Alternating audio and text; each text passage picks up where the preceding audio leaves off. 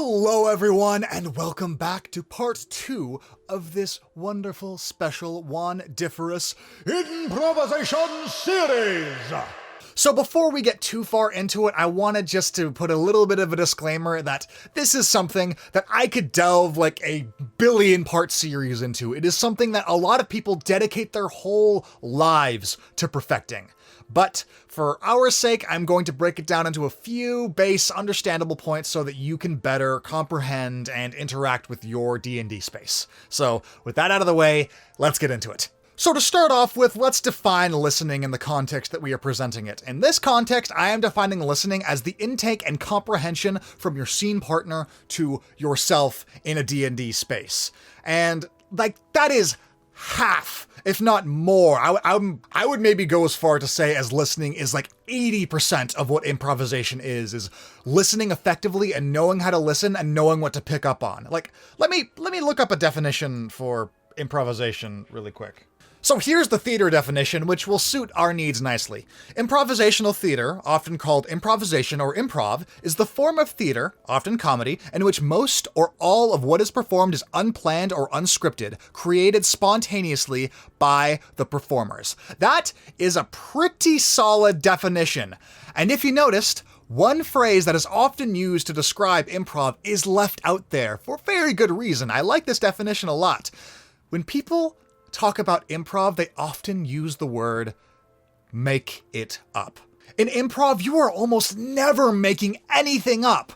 You start off with the context of a scene, sometimes given by a person in the audience or in the context of the D&D story that you're being told, and you're building off of that. You're never needing to make anything up, and that's what improv is. It's not the art of learning how to make things up. It is the art of learning how to take in information and act on it. It is the art of listening. When you are at a D&D table, you are given more than enough to build an entire world out of in a split second. And I mean that, a split second. If you look around your table when the session starts and your DM tells you, and the story is yours, or what do you do, or whatever your DM says to signify the beginning of play, look around and then look at your character sheet. You have more than enough information to build a compelling and interactive and fun scene. The practice of improvisation is a practice based in listening, and the best improvisers know how information is being transferred, whether it be visual or audio or kinesthetic. There is so much information that is constantly being transferred in the flow of conversation or in any scene that you are being presented, and improvisers know how to pick up on the small details and infer meaning from it and build a scene up from that inferred meaning. And that is what we are going to be talking about today. I am going to be showing you a few techniques that you can use at your D&D table to take in more information so that you can make better informed decisions at your games. There are many different kinds of listening, and in the context of D&D, you really only need 2 of your senses. Like when you're doing acting or like stage fighting or stunts or things like that, kinesthetic is huge. But for the most part at D&D tables, people aren't touching each other. Like, it's just not a thing that is really smiled upon for obvious reasons. It's just not something that happens, so we're mostly going to be talking about visual and audio.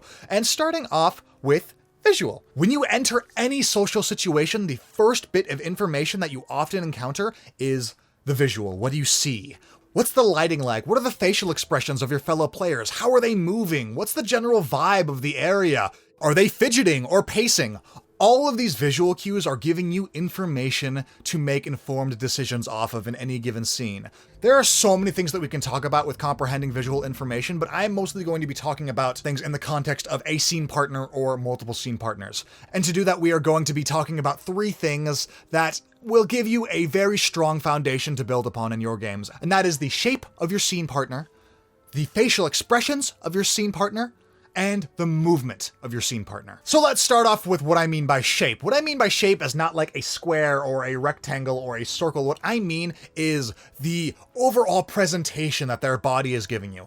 Are they facing you? Are they looking down? Is their back hunched? Is their back straight? Are they waving their hands up in the air wildly when they talk? Are they moving forward and closer to you or the camera when they are speaking? Are they raising clenched fists? All of these things are very extreme examples, mind you, of interpreting shape. The person doesn't even need to move for the shape to inform your decisions. If they are just leaning back and looking at you in your big, beautiful, pretty eyes, that is enough information to build a scene off of. Like, look at me right now. What do you think I am presenting? Like, if you were to just judge off of this posture and none of my words, what am I presenting right now? I would say, just looking at the camera feedback, like, fairly relaxed. Like, my arm is up, it's leaning against the chair. The other one is straight, and also, like, a little bit uptight. Like, maybe, like, I'm overdoing it a bit because this is a presentation and I'm trying to make a point. But that is enough information to be like, okay, this person is relaxed. Great. You already have a starting point. So after you take in their shape, the entirety of their surroundings, then you look at their face. And this is where you are mostly going to be spending your eyesight. You are going to be looking at their face and how they are expressing it, because the face has so many small things that you can pick up on.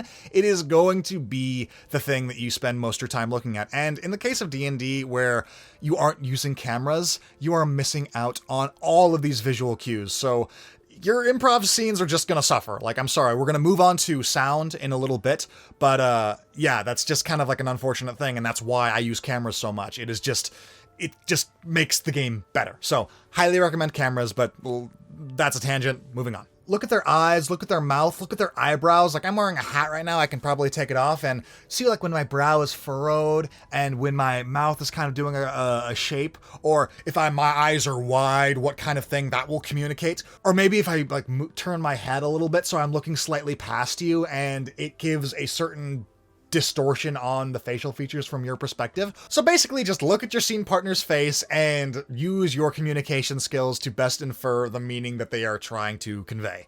And oftentimes, if not most times, in the context of a scene, you can't just say things. Like, if you are trying to express a sorrowful or doubtful scene, you don't say, I am sorrowful and doubtful. Like, that's just a bad scene. Sure, it gets the information across, and in D&D it's acceptable because you're all playing a game, but it is way more impactful for you to lay down the breadcrumbs, make a trail for the people that you are playing with to follow, and have them figure it out. And that makes it a game. That makes it interactive, and that's what D&D is all about, and that's why you bring in improvisation at the table, because it is way more fun to play with someone that is laying down breadcrumbs for you to figure out what their character is thinking, rather than them just saying, my character is angry at this, and if you do this, I am going to fight you. Like, it's effective, and it is, and I'm not bashing on anyone that does that, just, it's a personal preference thing. I suppose I should, disclaimer, all this is personal preference, but I definitely prefer a more subtle approach when it comes to figuring out character motivations and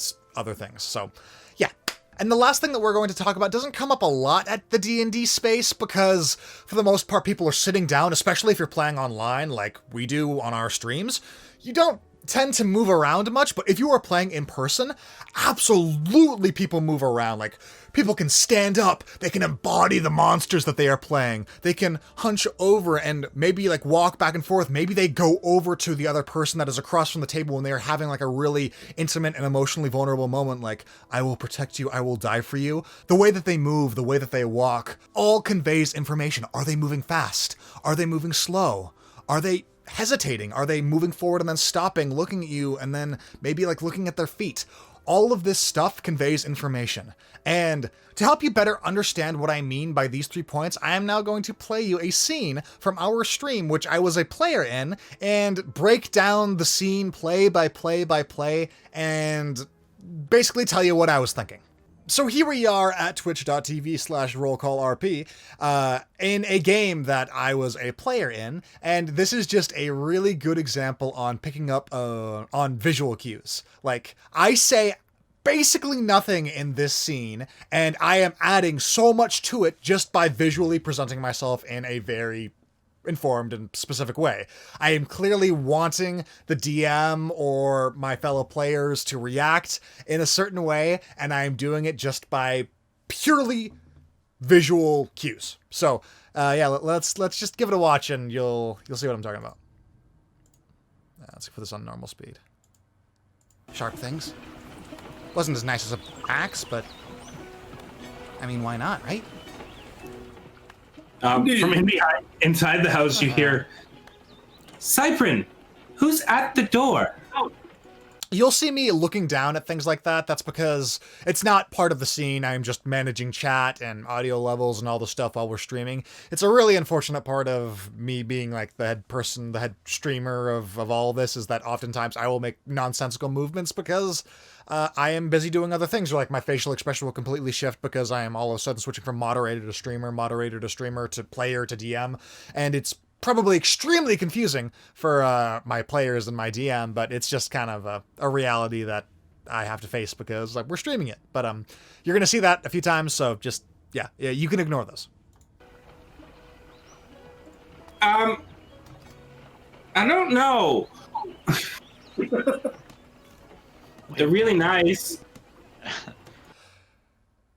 Raise my hands and put it over my mouth. The antithesis of vocabulary and speaking. It is just, I am actively trying not to say something, and I am expressing that with my body. So I have made a conscious decision. I have created my shape, and now I am just hoping that my players or the DM picks up on it. We were sent here by the Baron to look. I suppose I do narrate it right there just to make it extra clear. If you really trust your scene partners, you shouldn't need to do that. So I guess I was feeling a little self-conscious in that moment. So yeah, I don't know. Into a fire. We had a fire! Going back down to moderate again. Yeah, sorry about that. Oh, so we are in the right place then. Yeah. I'm gonna get my mom. Go right back into it. I try to keep returning to my shape between moderation, and later on I even keep one hand on my mouth to really try to bring home that I am doing something consciously. But yeah. Do and not run with that. He like kind of like sits there and like kind of like tucks the hand axe into his shirt. And but you hear, Mom, they want to talk to you. A few seconds later, again. I won't bother pausing. A very like very motherly looking woman comes up. She has a small babe in her arms and covers her mouth again. Well, hello. Hello. We were sent here by the Baron to look into a fire. Oh, yes. Perfect, yes. I hope you can find a way to... You'll see me, like, looking up from time to time. That's just because my character is short and I'm supposed to be, like... And I'm conveying the information that I am short by looking up at the camera. I'm not really looking at anything, but still, it kind of sells it a little bit more. Bring the truth out. And then I start bouncing right there. Like, I start bouncing up and down to, like, really bring home, like, I'm letting the tension build with me and while this scene is going on, and I'm ramping up the tension more and more, waiting for my opportunity, waiting to be let in by my scene partners, and then out and get that old Mortimer finally put away. Come in. My husband like, should be home any minute. Look down. Are you okay, Dizzy? And there we go. And then Styles invites me in. He brings me into the scene. He is taken in the visual information that I have given them, the movement, the shape, the eyes, the excitement. Also, like mixed with like a few other little things. Which, again, it's unfortunate just that I am a moderator. I've said that a few times already, but like, I've made it obvious enough that Styles reacts to it, and then the scene has been building in the background. And then I pop the bubble. I let it burst. Do you steal things? Bam! And the bubble is popped. The scene is now transitioned. My shape changes.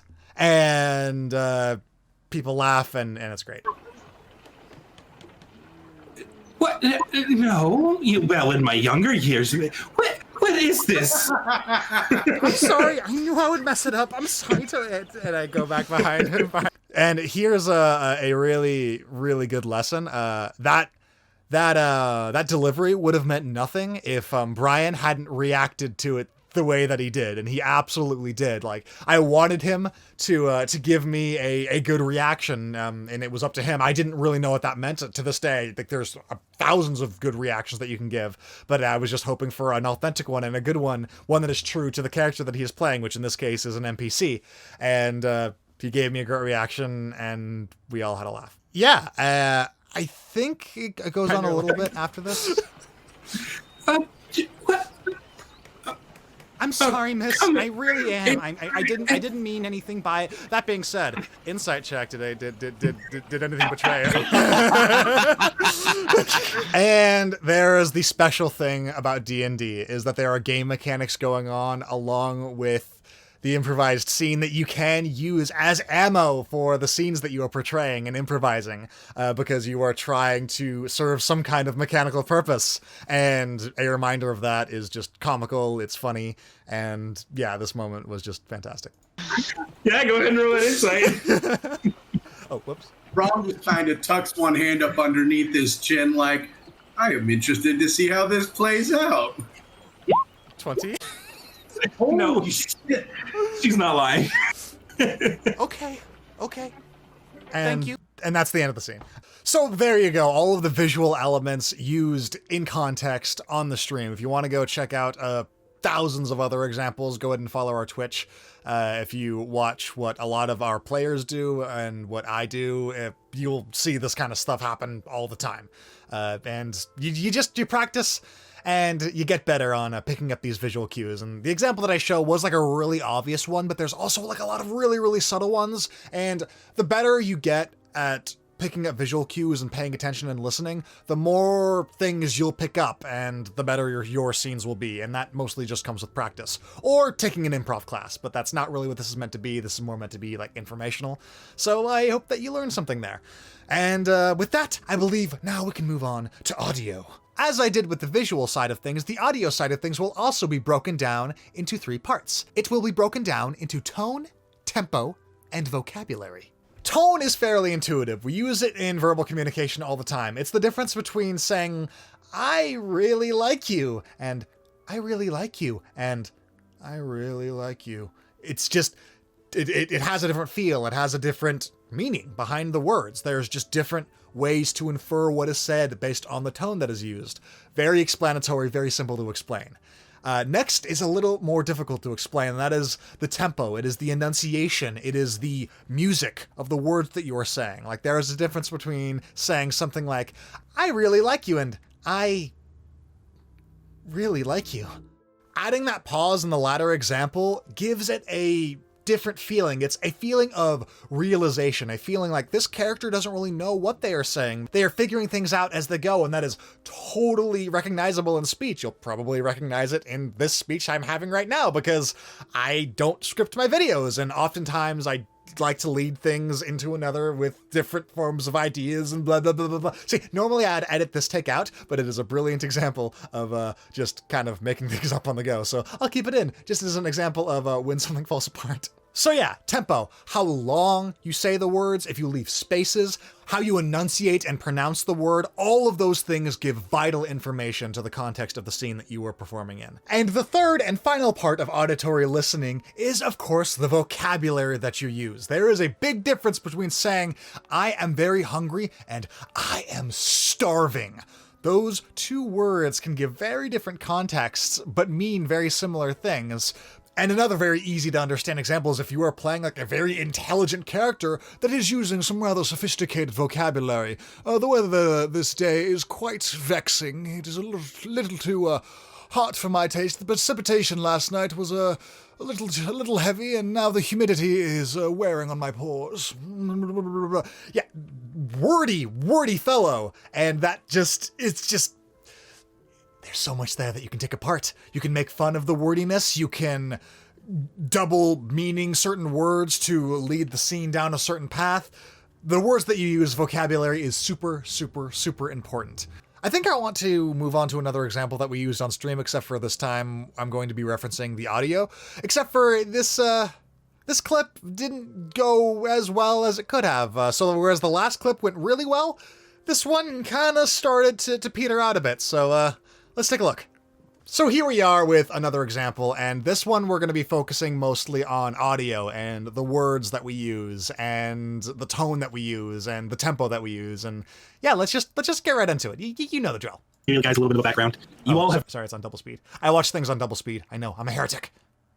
But for the sake of listening, it's good to take things in slowly and in real time. We'll give you guys a little bit of a background. You all have been traveling together for some time now. So to start off with, in the context of D&D, usually the DM gives some kind of a backdrop before the adventure starts. So that's just a bunch of suggestions piled up high all the way to the sky. And that's exactly what Brian is doing. He's giving us the foundation that the rest of the 3-hour-long improvised thing is going to be built off of. Like, we don't... At this point, we have never played these characters before. We don't know the party dynamics, but we're going to be making it up as we go. And the party dynamic is, we know each other. We've been adventuring together for a while. And how do we do that? By just listening. Getting to know each other lightly, but, always a little bit not sure about the other. You mean, as new parties tend to. Okay, so Brian is making absolutely no sense, and in D&D, your DM will sometimes just fall on their words, and you just move past it. So yeah, sometimes it's fun to pick at that and like really bring that into the forefront of the scene, but most times it's just a distraction. So in D&D, cut your DM some slack.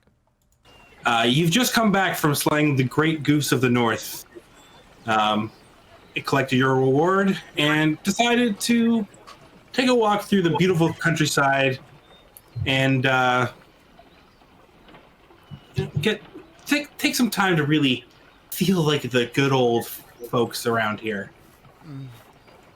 I tell you guys. So, before we get into Falcon's initiation of the improvised scene that we are about to do, we have our scene. We have the feel in forms of the music that we are hearing in the background, the birds chirping. And of course, we know generally what we are going to be playing with the image of Banquet of the Damned right in front of us. Again, like visual cues. And then we're off to the races with Falcon taking the reins at first. Guys, that goose. Brilliantly done. Okay, so I am listening to Falcon here, and I am also looking at him. So when he is making reference to this goose that we have, behind the curtains, we have never heard about this goose before, ever up until this point. It is the MacGuffin. It is the reason why we got together.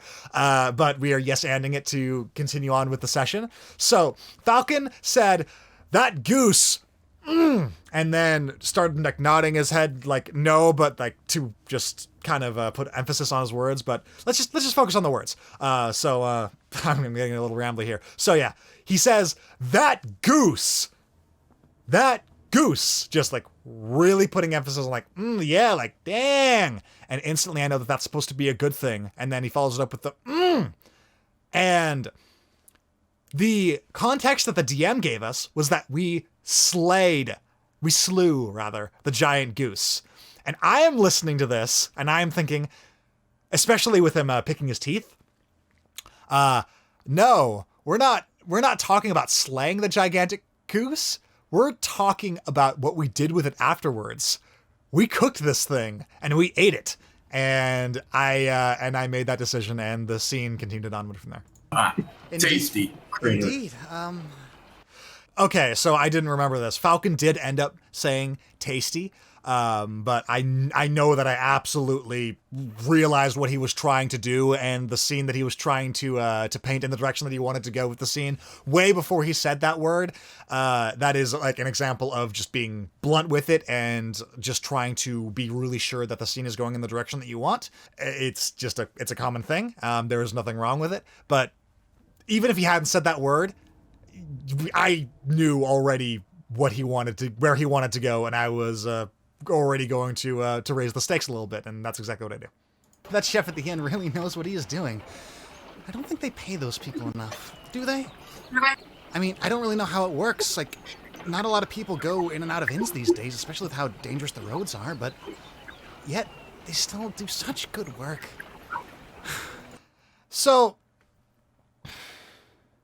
looking back on it, this is one of those things where I changed the point of view way too quickly, and the scene does get cut off just because of internet latency here. If I were to critique myself with this improvised scene, I probably should not... Like, that was a very selfish thing of me to do as a scene partner. Falcon was talking about how tasty the goose was, and it does come back around, like, because that's also how conversation works, is like, it ebbs, it flows, other people bring up a thing, and then we go back to the previous conversation that we were talking about, so it does come back around, but if I were to go back in time, I probably would have stayed on the fact that this goose was delicious and keep raising the stakes and make it a little bit more punchy. Because that's just fun. Like I took the gift that he gave me and then I changed the conversation with it, and that's how the energy of a scene just goes up and then goes back down, is by changing the conversation or changing the what's the word? Changing the point of view. That's the word. I changed the point of view. Falcon gave me a point of view and then I shot it down. So that was bad of me. But I still knew what he was going for just by listening. It's a shame. They probably do not get paid enough. You are correct. But that's food. So as you make your way... So Styles did something really, really good here. He picked up my slack. He acknowledged my point of view, and then he brought it back to the initial one, the one that Falcon brought up. So I took it away from the thing that we really wanted to build on, and Styles was like, I hear you, but we're talking about this thing right now, and then brought it back to the center. Styles just is naturally intuitive for this kind of storytelling and in improv structure. I don't know if he ever trained, but this is just something that I've noticed that he just naturally picks up on, and he's really, really good at it. And that's the entire scene. Yeah. So there you go, an example of using auditory listening to inform your character decisions, and I'm really happy that I used that clip. Like, I knew that I wanted to use it, but looking back on it, just being able to analyze it and realize the mistakes that I made, which like leads really well into actually the topic that we are going to be talking about next video, and that is going to be something called point of view. So quick recap, you look at your scene partner, you take in their shape, and then you look at their face, see what they are trying to convey to you with that. And then if they are moving, if they are changing their shape in any way, you take note of that. And then after that information, then you listen to what your scene partner is saying. You listen to their tone, you listen to their vocabulary, and you listen to their tempo. And when you take all that information in, you should have more than enough to build a scene off of. And I know what you're thinking.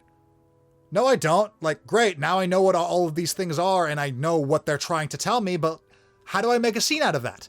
And that is what we are going to be talking about next. We are going to be talking about a handy dandy little thing called point of view, and how to build on that, and how to create scenes with it. So if you want to see me go into that, click that subscribe button and the bell and all that good stuff. And if you want to see live examples of this, go ahead and follow us on Twitch at twitch.tv/RoleCallrp. We play a lot of D&D there, and you will see a lot of these techniques in play over there. So thank you everyone so much for watching. Take care of each other. You all are fucking awesome. And I hope to see you again very, very, very, very, very, very, very soon. Later.